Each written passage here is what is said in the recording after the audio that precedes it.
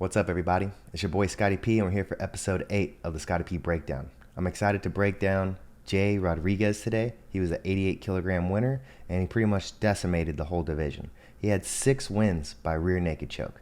Like, he was literally just taking everyone's backs and strangling them, which is just amazing to see. And again, like, one of my favorite types of jiu-jitsu is getting to people's backs and choking them. And then he won the finals with a buggy choke. It's crazy to see someone win with that choke. I mean, it's like right when you think you know something about jiu-jitsu, someone goes and proves you wrong and does something completely unorthodox and gets a crazy win with it. So overall, he had a dope run, and it was a pleasure to watch. Let's get into it. All right. In his first match, he goes for that little single right there, and then as soon as the dude comes in, he goes for a double. And then I really love how he does that little knee pass with his legs right there. And then he just Granby rolls and follows the guy, which is just money. He gets that claw grip on top of the trap, gets a seat belt, inside hook, and it's just a really quick finish with the back take. And I really love how wide his knee goes so that he can get that opposite hook.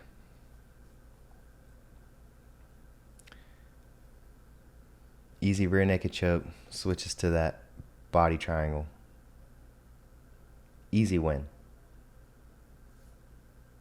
1 minute in the first round with a rear naked choke. Easy day. In his second match, he's going against someone relatively famous in the grappling world, Tim Welch, who's Sugar Sean O'Malley's coach. And so everyone, had eyes on this match. And look how he's kind of holding on to this Kimura here on J-Rod. And Jay just flips this around and turns it into his favor real quick, which he does throughout the trials, which is extremely impressive. It's not like he just went through and didn't have a single challenge. He was tested multiple times, and he showed resolve and came back and won multiple matches, which is dope. So Tim Welch is going for this guillotine. He clears. Now watch this. Double leg, and see, he commits to that guillotine. That's a problem. Look at that waist grip, spins right around, and just how well he's able to follow someone's back. And look at this little micro detail. He keeps putting his foot on the mat and getting a better angle to throw that foot in. That's high level shit right there. And I would say that when you tripod like that, it works for most people to slide them off because you're using gravity for you, but yeah, you do not want to go to a tripod stance against J-Rod. This dude is just jumps on people's backs like a spider monkey. Straight up wild. I'm going to show you that again. And pay attention to when he's on the back, how he puts his foot on the mat and just butt scoots micro, ever so slightly to get that foot in. Watch. Look, foot on the mat to just readjust and throw that foot in so that Tim Welch can't block it. This is some good shit right here, guys.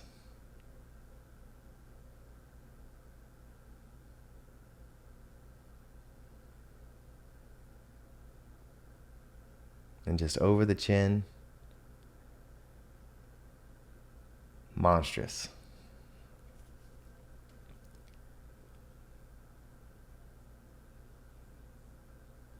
Oh, he gets a rear naked choke against a legendary black belt. Badass. All right, now in match 3, he's going against a, Heath Padigo standout. Someone from the Daisy Fresh team.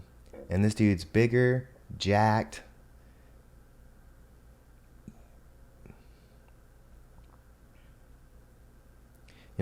It's mind-blowing is that J-Rod is undersized for this division, and you can see it in this match. This dude's tall and just jacked and has his back. And so this is impressive that J-Rod is able to turn the tides, essentially. He'd be in the worst position and flips the script, gets in the best position, and gets the finish. So check out his back defense here. The dude has a body triangle, and he just keeps fighting it. Look, he gets the lock to the mat. He's able to spin and rotate, put him in guard. And this dude goes for a straight arm lock, gets some attempts here. But check it out.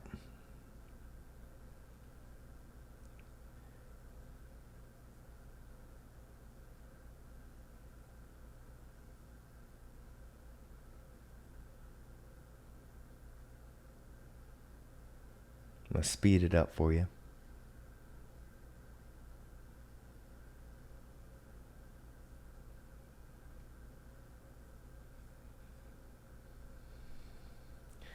Now, as soon as he clears, cartwheel passes, gets straight to the back. Like, that's when you use a cartwheel pass. Is when they're not expecting it. They're tired. He essentially just got out of an escape, so the dude already kind of believes he's up a little bit, and then boom, just hits him with a fast cartwheel pass. That's when you do it. You don't start the match with it. You do it when someone's tired. Like, because it's just so easy to really stop that cartwheel. But when you're tired and you literally just gave your best on a finish, and then out of nowhere this kid's like jumping right over the top of you, that's the way you do a cartwhel pass. Take note. I'm gonna run it back one more time, because as soon as he cartwheel passes, he just jumps on his back and strangles him, which is freaking dope. It's like, see, look, he kind of sits up and he's just kind of, you're still in that little haze, and then look how quickly he gets his hooks in, and they just go right over the top of the arms and just try to do their best to strangle the face.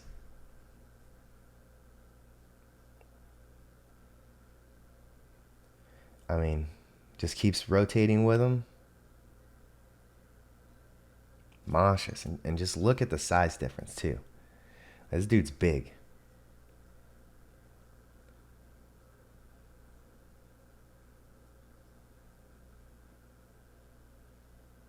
Yeah. Sick. Let's move on to the next one. So this match goes to overtime. And again, he just shows his resolve and his ability to get out from really dangerous positions.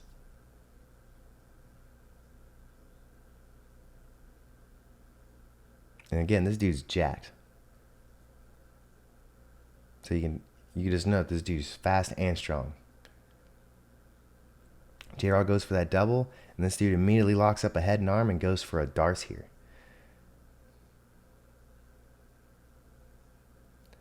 And just is squeezing as hard as he can. Like, I'm telling you, like, I would tap in this position. Like, and he's got a deep squeeze, but this dude makes a mistake. He tries to spin to the back. Nope, he goes for the underhook, gets that single leg, and then just immediately starts to jump to his back. And they get a reset, but J-Rod is already so confident in his abilities. The dude's kind of like, nope, you ain't doing it to me.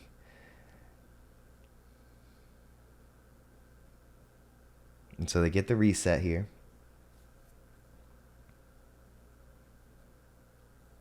And this is one of the things about resets, but hey, this is how it works. The dude's blocking. Look how quickly and slick J-Rod just throws that leg over and gets on top.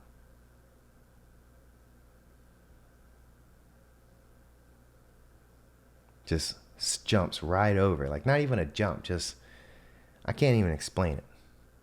And then it's just strangling the dude and getting all hype. Like, legitimately badass. This is why we love jiu-jitsu. To just be on someone's back like a backpack and just be strangling them. Freaking dope. And again, look at these monsters. All right, he ain't going against like nobodies or twerps. Like, this is an ATOS black belt, and this dude just jumped on his back and strangled him. Fucking dope. Let's move on to the next one. All right, so now he's going against Adam Bradley, who is a ATOS standout. And they also go into overtime for this one. But man, he does the same thing. That's like what's so mind-blowing is like when you're able to do the same move over and over to people, I mean, that's when you show like next level technique.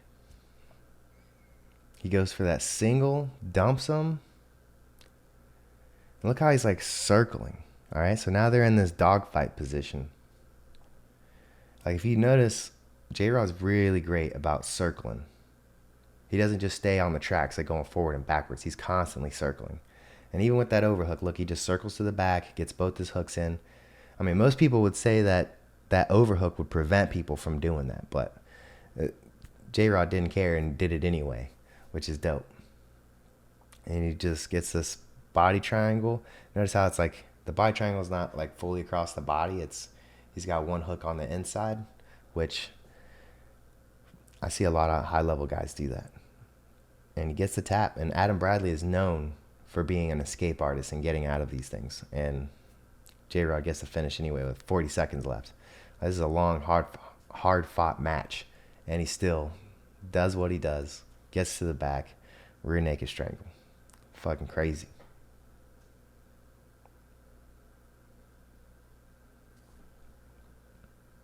Let's move on to the next one. All right, here he's going against Crisp. And this dude was just having wars with everybody. And gets to the semifinals. And J-Rod just pushed this dude right out. In less than a minute. Which is just mind-blowing. Semifinals, gets a win in less than a minute. Everyone else is having wars, and J-Rod is just in and out. Easy. Watch, he's going to set it up. Just a beautiful duck under.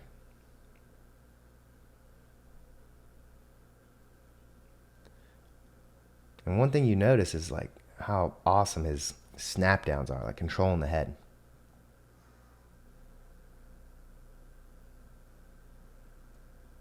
Here it comes.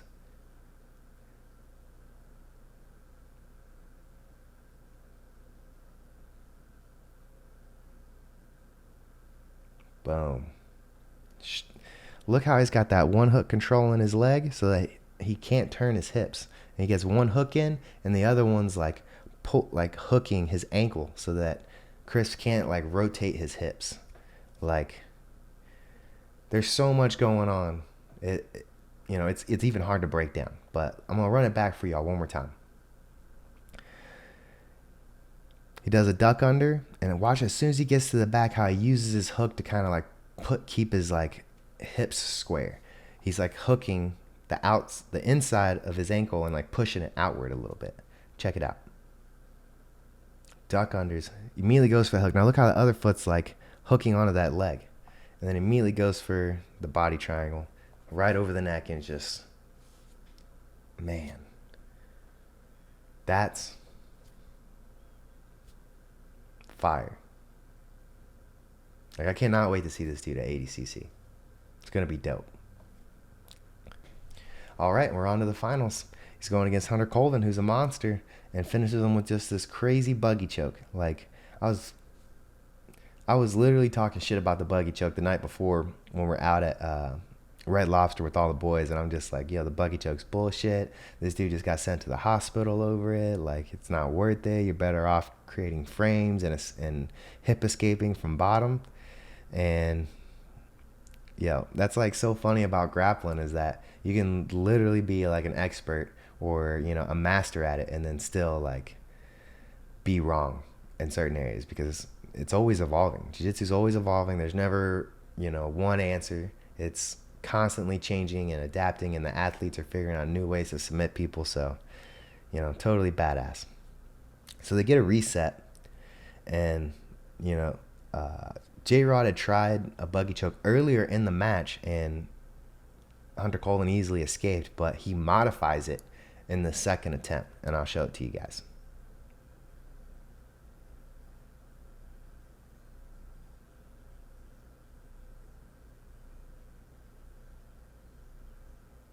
So even when you pass someone's guard, you gotta be careful. Like he goes for this knee slice pass, and boom. He immediately locks it up. And look, so Hunter Colvin goes for the push on the neck, which is what you're supposed to do. But watch how J-Rod is gonna modify here. He's gonna use his free hand to clear it, and then he's gonna feed it in there for a choke. And you can't really see it, but I'll show it to you. So look, he's locking it up. And after he clears that hand off his throat, his other hand is inside there choking him. You see how his arm's right there? He's shoving that into his neck to give it even a little more oomph. And Hunter Colvin has to tap. Yo. Crazy. Like, everyone's losing it right now. I was literally like, what in tarnation? Like, I couldn't believe it. I was like, when it happened, I was like, man, Hunter Colvin's about to escape this, get the points, and win. And then after just like they're sitting there for a second, everyone's like, oh no, what's going on? and then he gets the tap. I mean, I'm telling you, the whole building was literally like, oh. So it was dope. I mean, crazy matchup, crazy ending, and just a spectacular performance by J-Rod. 7 wins, 6 rear naked chokes, 1 buggy choke. I mean, dope. Like, I got nothing else to say other than just like, this dude's a superstar, and he's a kid, which is mind blowing. I've rolled against him, and his pace is unbelievable. His technique is unbelievable. I mean, at the time when I was going against him, I didn't know what belt he was. I thought he was a purple, I found out later on that he's only a blue belt. And yeah, it was like going against him. He's literally like poofing to your back, and then even if you get him off your back, he immediately just gets back up and then takes your back again. Like, it's that wild to go against him. And he's not a big kid. He's like, this is the 88 kilogram division, and he's like 10 pounds underweight for this division, and he's still just like spider monkeying people. Crazy. Yeah, it was awesome to watch him. I'm excited to watch him and his brother at ADCC. It's going to be freaking dope. I hope you guys tune in. If you haven't seen these matches, go and watch them. You can definitely learn something about a duck under, about rear naked chokes. I mean, these dudes ain't looking for control. They're not going for Kimura grips on the back. They're not going for seatbelts. They're literally just going right over the top of the face and just squeezing as hard as they can, and pretty much getting face chokes, right, where you put pressure on the jaw and cuts off you can still cut off people's breathing by squeezing the jaw hard enough. And that was like this dude's go-to. So check it out, guys. Thank you for tuning in with me. I appreciate y'all, and I'll catch you guys next time.